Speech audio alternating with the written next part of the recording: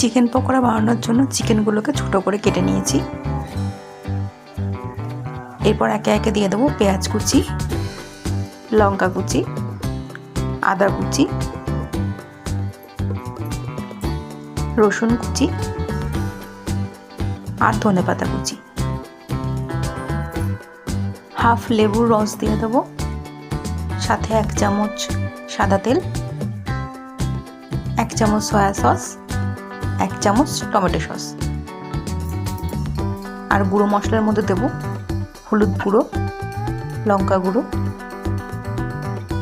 জিরের গুঁড়ো, ধনের গুঁড়ো, একটু গরম মশলা, পরিমাণ মতো নুন, সামান্য একটু চিনি।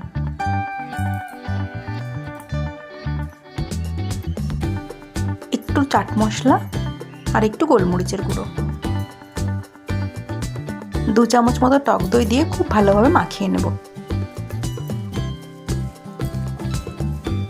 এরপর এটাকে 1 ঘন্টা মতো ফ্রিজে রেখে দেব, খুব ভালোভাবে ম্যারিনেট হওয়ার জন্য। এরপর ফ্রিজ থেকে বার করে এর মধ্যে একটা ডিম ভেঙে দেব আর দিয়ে দেব 4 চামচের মতো বেসন। এবার খুব ভালোভাবে পুরোটা মেখে নিয়ে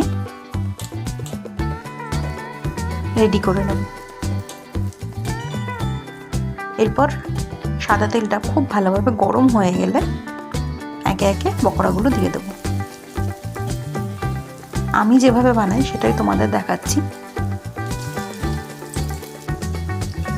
তোমরা কে কিভাবে বানাও কমেন্টে জানাতে পারো।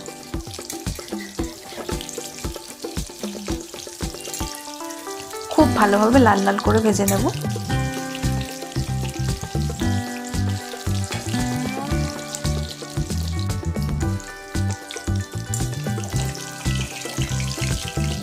খেতে কিন্তু খুবই ক্রিস্পি হয়েছিল।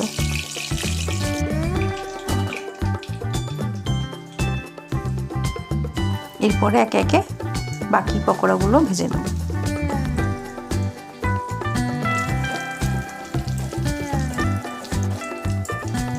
এরপরে এটা সার্ভ করার আগে ওপর দিয়ে একটু চাট মশলা দিয়ে দেব।